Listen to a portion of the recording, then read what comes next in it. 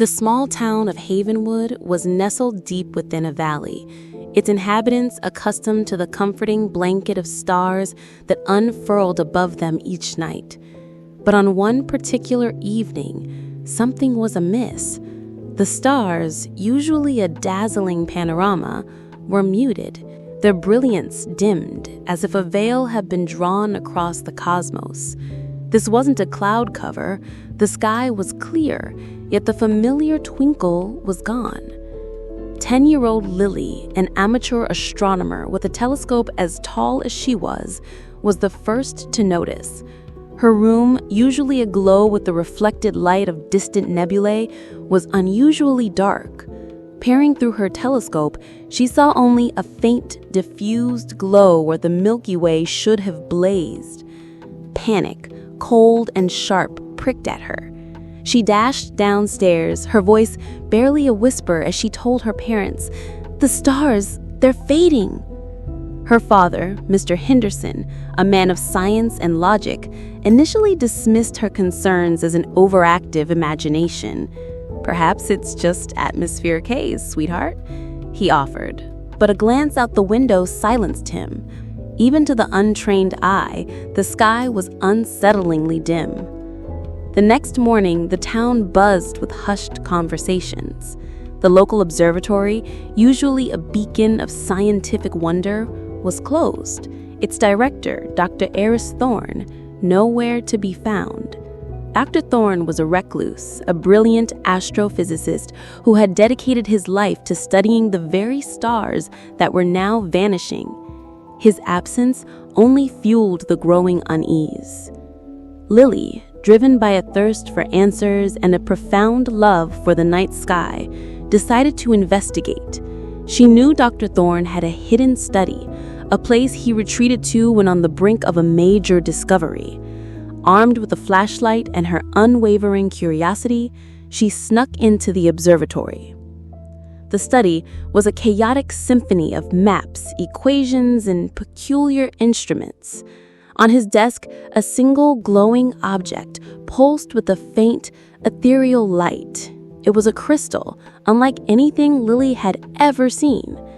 As she cautiously approached it, a holographic message flickered to life. It was Dr. Thorne, his face etched with worry. "If you are seeing this, it means my worst fears have been realized. The stars, they are not fading, they are being siphoned. An ancient celestial entity, known in forgotten lore as the Cosmic Weaver, has awakened.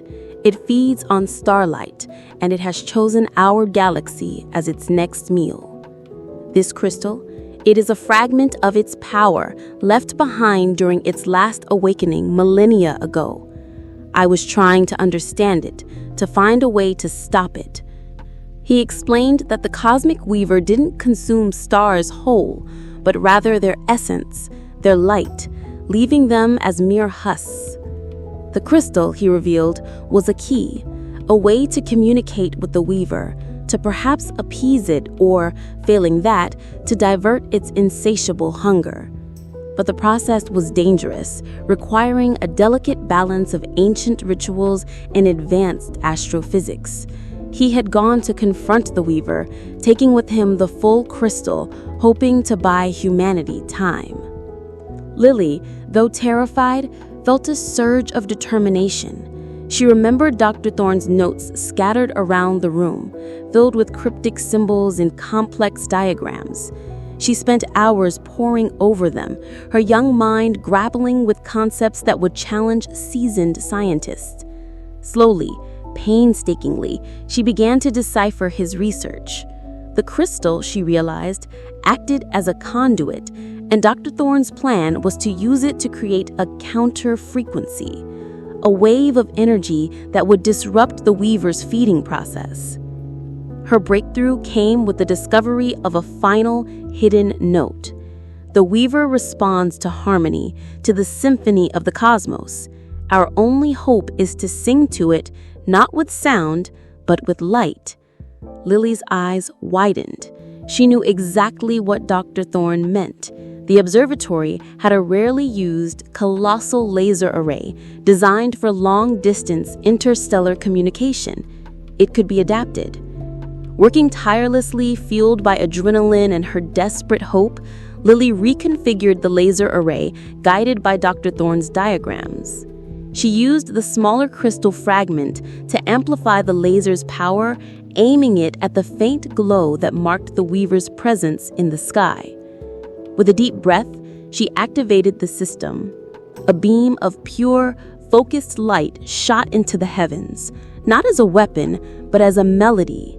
It pulsed and vibrated, mirroring the intricate patterns she had deciphered from Dr. Thorne's notes, a song of starlight, a symphony of the cosmos.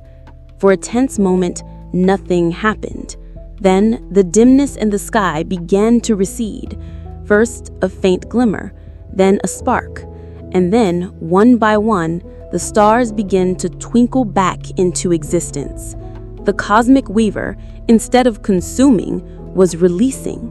The pure, harmonic light of the laser array had soothed its ancient hunger, or perhaps, in its vast, incomprehensible wisdom, it had simply chosen to listen. By dawn, the night sky was ablaze with its usual glory, more brilliant than ever before. Dr. Thorne returned a few days later, exhausted but alive, having witnessed the Weaver's retreat. He found Lily sleeping at the console, the home of the laser array, a gentle lullaby. He smiled, a rare, genuine smile, realizing that the future of the cosmos and the stars he so cherished rested not just in ancient lore or scientific instruments, but in the heart of a brave, determined young girl. The mystery of the night sky became a legend in Havenwood, a quiet testament to a child's courage and the enduring magic of the universe.